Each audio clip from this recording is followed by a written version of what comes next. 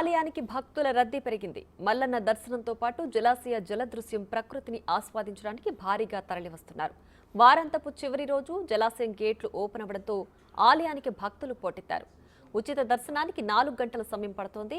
స్వామి అమ్మవారి దర్శనానికి కంపార్ట్మెంట్లలో భక్తులు క్యూ లైన్లో వేచి ఉన్నారు.